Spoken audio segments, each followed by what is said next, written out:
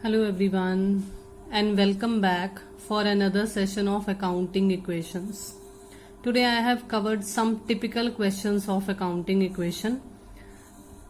आज आपके लिए कुछ स्पेशल क्वेश्चंस लाए गए हैं अकाउंटिंग इक्वेशन के लेखांकन समीकरण के.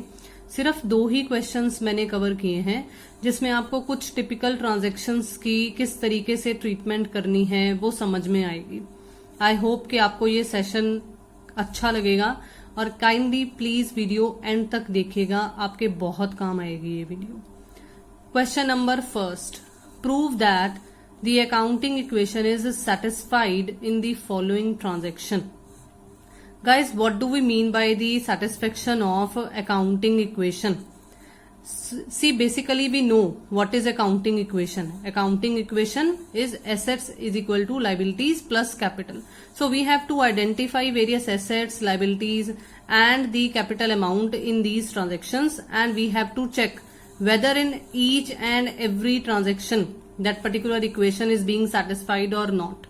तो हम बेसिकली इन क्वेश्चंस में, इस ट्रांजैक्शंस में क्या देखेंगे कि हर ट्रांजैक्शन के असर के बाद जो हमारी वो assets is equal to liabilities plus capital वाली इक्वेशन है वो फुलफिल हो रही है या नहीं हो रही है. मतलब एसेट्स का जो टोटल है वो लायबिलिटीज और कैपिटल के जोड़ के बराबर आ रहा है या नहीं आ रहा.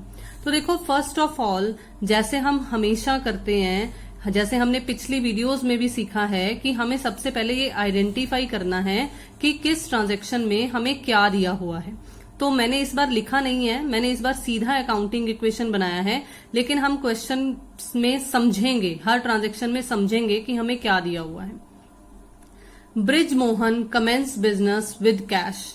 ब्रिज मोहन ने बिजनेस स्टार्ट किया है कैश से. तो इसका मतलब इस ट्रांजैक्शन में जो 2 चीजें हैं वो है एक कैश जिसे हम एसेट की कैटेगरी में कवर करेंगे और एक है कैपिटल. आप अलग पेज रख के अपने पास लिख भी सकते हो ताकि आपको पता चल जाए कि मैंने अकाउंटिंग इक्वेशन के जो कॉलम्स बनाए हैं वो किस तरह से बनाए हैं. सेकेंड ट्रांजैक्शन में देखो क्या है, bought goods for cash. Bought goods मैंने आपको समझाया था, जब भी बॉट या बाय करना या परचेज वर्ड गुड्स के साथ लगा हुआ होगा तो उसके लिए हम स्टॉक वर्ड ओपन करेंगे, स्टॉक अकाउंट ओपन करेंगे. तो इस पर्टिकुलर ट्रांजैक्शन में हमारे पास स्टॉक है और एक कैश है. कैश हम ऑलरेडी ओपन कर चुके हैं, इसका मतलब इस ट्रांजैक्शन में जो नया एसेट हमें पता चल रहा है वो है स्टॉक. थर्ड ट्रांजैक्शन देखिए क्या है, which is very very important.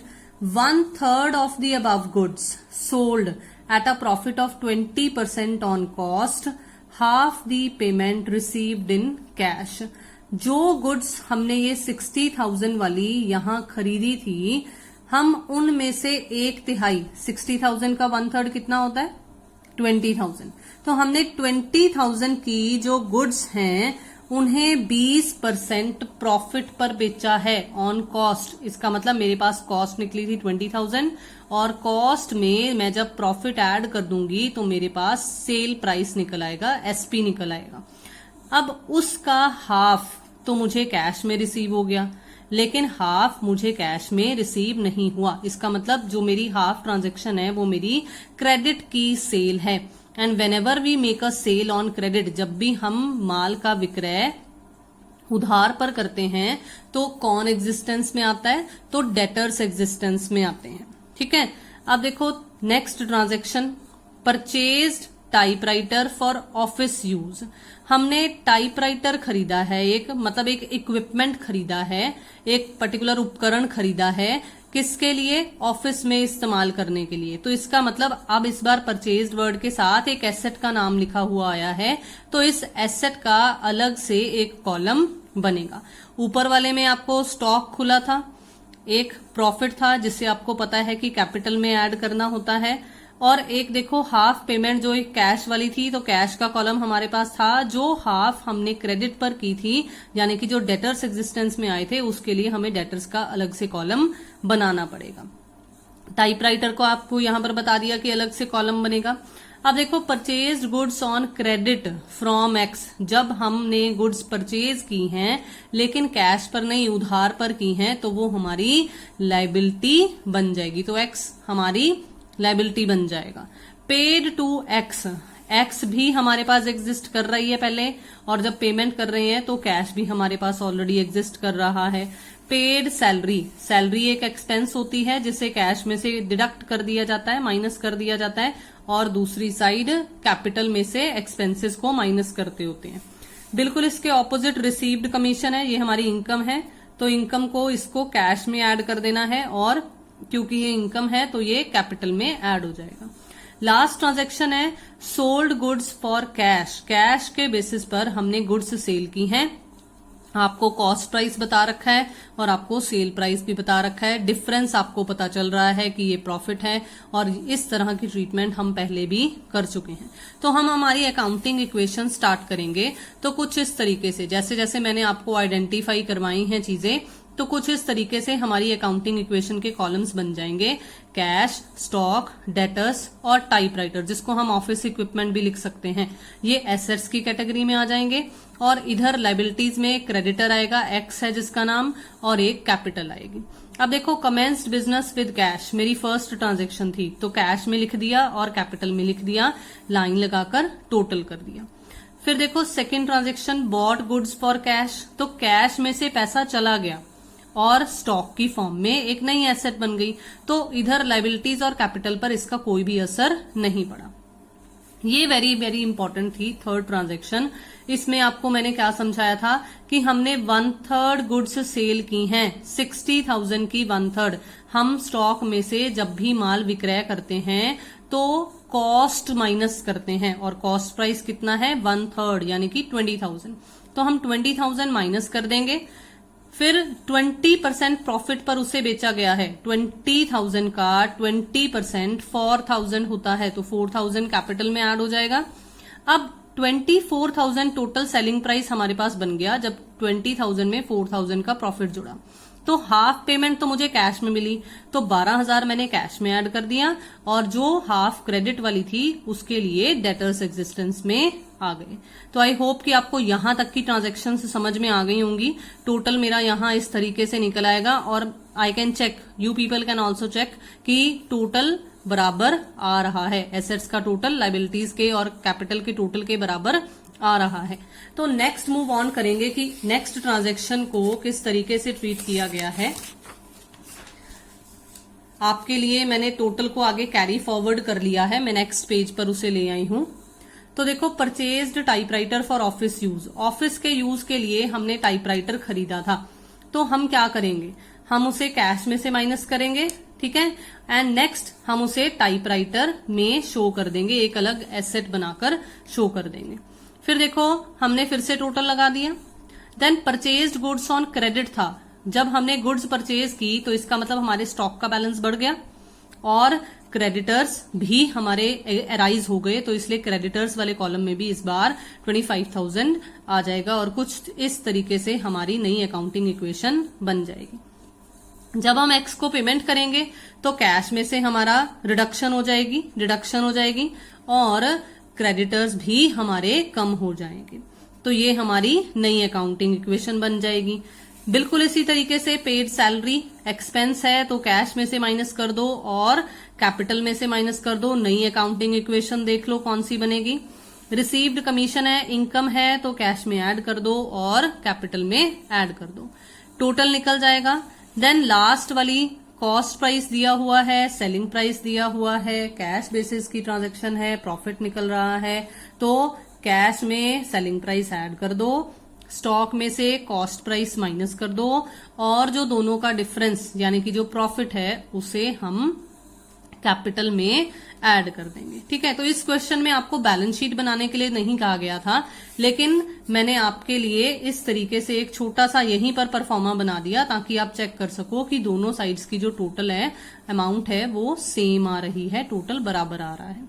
So hence proved, we can write it here also, हम यहां लिख सकते हैं कि हेंस प्रूव्ड कि ये अकाउंटिंग इक्वेशन की जो ट्रांजैक्शंस हमें दी हुई थी, मतलब ये सारी ट्रांजैक्शंस जो हमें दे रखी थी वो सेटिस्फाई कर रही हैं अकाउंटिंग इक्वेशन को। Okay, now moving on to the second question, show the accounting equation on the basis of the following transactions and also show the balance sheet. अब इस क्वेश्चन में आपको बैलेंस शीट बनाने के लिए कहा गया है। Started business with cash and goods, ये इस तरीके की ट्रांजैक्शन मैंने आपको पहले भी करवाई है कि जब एक बिजनेसमैन बिजनेस स्टार्ट करता है लेकिन वो सिर्फ कैश से नहीं, कैश के अलावा और भी कुछ एसेट्स होती हैं जिनसे वो स्टार्ट करता है बिजनेस को। तो यहां पर क्या होता है कि एसेट्स तो दो एग्जिस्टेंस में आते हैं, जैसे इसमें आ रहे हैं दो या दो से ज्यादा एग्जिस्टेंस में आते हैं, लेकिन जो कैपिटल है वो टोटल हो जाती है। Purchase goods for cash and on credit, अब इसमें दोनों हैं, कैश बेसिस की परचेजेस भी हैं और क्रेडिट बेसिस की भी हैं। अब आपको पता है कि जब कैश बेसिस की है तो कैश में से रिड्यूस हो जाएगा, लेकिन जब क्रेडिट पर उधार पर माल खरीदेंगे तो हमारे पास क्या होगा, हमारी लायबिलिटी अराइज हो जाएगी। Goods costing 48,000 sold at a profit of 33 1/3%, इसको 1/3 बोलते हैं, ये 1/3 होता है। तो इसमें इतना कंफ्यूज नहीं होना कि ये इस तरीके से परसेंटेज दी हुई है तो इसका क्या करेंगे, इसको आपने 1/3 लेना है। कॉस्ट इतनी थी, 1/3 प्रॉफिट है, तो 48,000 का जब 1/3 प्रॉफिट ऐड करोगे तो वो सेल प्राइस निकल आएगा। 3/4 पेमेंट, अब उसमें तो हाफ पेमेंट थी, इसमें 3/4 पेमेंट आपको कैश में मिल गई है। इसका मतलब बाकी की जो 1/4 बची है उसके लिए इंडिविजुअल आपका डेटर बन जाएगा।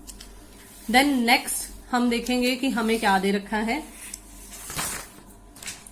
नेक्स्ट ट्रांजैक्शन हमें दे रखी है goods costing ₹20,000 sold at a loss of, अब इस बार इसमें लॉस है, out of which 12,000 received in cash. Paid rent 4,000, salary 6,000, received cash from debtors 15,000, paid telephone bill amounting to ₹800। अब देखो इसकी अकाउंटिंग इक्वेशन में हम क्या करेंगे। जब हमने ट्रांजैक्शंस पढ़ी तो हमें पता चला कि एक तो हमारी कैश एग्जिस्टेंस में आ रही है, एक स्टॉक और एक डेटर्स, दूसरी साइड पर क्रेडिटर्स एग्जिस्टेंस में आ रहे हैं और कैपिटल। अब हम हमारी ट्रांजैक्शंस अगर अकाउंटिंग इक्वेशन में फिल करना शुरू करें तो कैश और स्टॉक आ रहा है और दोनों का टोटल कैपिटल में आ रहा है। अगर मैं सेकंड ट्रांजैक्शन देखूं जिसमें मैंने कैश और क्रेडिट दोनों बेसिस पर परचेजेस की थी, तो जब कैश पर की हैं तो कैश में से माइनस कर दो, जो क्रेडिट में की हैं वो लायबिलिटी बना दो, और क्योंकि दोनों ही मेरी परचेजेस हैं तो दोनों ही मेरे स्टॉक में ऐड हो जाएंगी। ठीक है, नेक्स्ट क्या है, जो गुड्स सोल्ड वाली आपको समझाई थी, अब इसको बहुत ही ध्यान से समझना। देखो कॉस्ट प्राइस आपको 48,000 दे रखा था, मैंने आपको कहा था कि 1/3 प्रॉफिट है, तो 48,000 का 1/3 आप कैलकुलेट करके देखिए 16,000 आता है, और हम प्रॉफिट को कैपिटल में ऐड करते हैं तो इसलिए मैंने कैपिटल में ऐड कर दिया। अब अगर मैं सेल प्राइस देखूं तो 48 + 16 64,000 हमारा क्या निकलता है, सेल प्राइस। अब उस सेल प्राइस में से मुझे सिर्फ 3/4 कैश मिला है, 1/4 इसका मतलब क्रेडिट की सेल्स बनकर डेटर्स बनाएंगी। तो जब मैं 64,000 का 3/4 करूंगी तो वो 48,000 निकलेगा जो कि कैश में ऐड हो जाएगा। जब मैं 64,000 का 1/4 करूंगी या बाकी का बचा हुआ हिस्सा अगर निकालूंगी तो वो 16,000 से मेरे डेटर्स बन जाएंगे।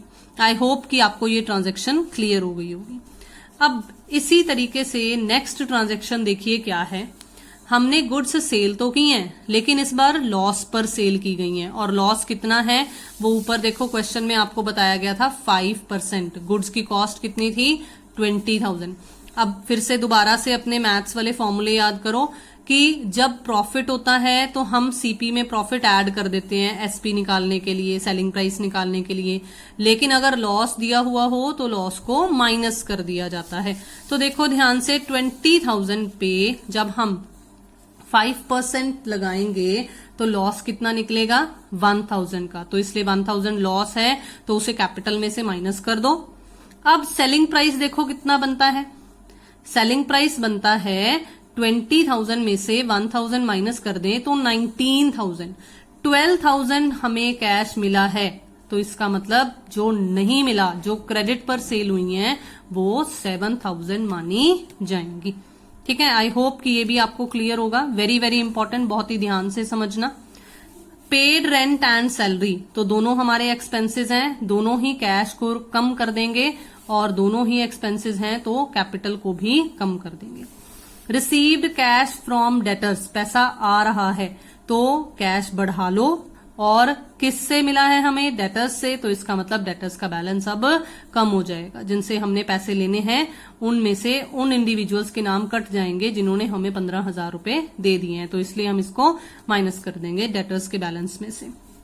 Last transaction paid telephone bill, तो ये भी एक एक्सपेंस है रेंट और सैलरी की तरह, तो यहां से माइनस कर दो कैश में से और यहां कैपिटल में से माइनस कर दो। तो आपका जो अकाउंटिंग इक्वेशन का टोटल बनेगा, जो सेटिस्फाई करेगा अकाउंटिंग इक्वेशन को, वो कुछ इस तरीके से बनेगा।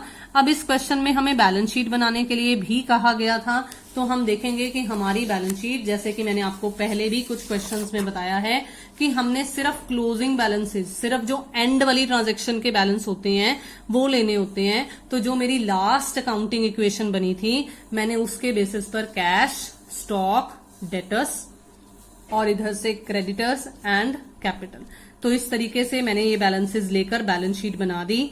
और आप चेक कर सकते हो कि दोनों साइड्स का टोटल बराबर आ रहा है, बिकॉज हमारी बैलेंस शीट अकाउंटिंग इक्वेशन पर बेस्ड है और अकाउंटिंग इक्वेशन ये कहती है कि एसेट्स का टोटल कैपिटल एंड क्रेडिटर्स यानी कि लायबिलिटीज के टोटल के बराबर आना चाहिए। तो आई होप कि आपको ये सेशन पसंद आया होगा। अगर आया तो kindly like the video, subscribe the channel and share the video also. Thank you so much. यहाँ पर हमारा अकाउंटिंग इक्वेशन का जो टॉपिक है वो कंप्लीट होता है। Thank you.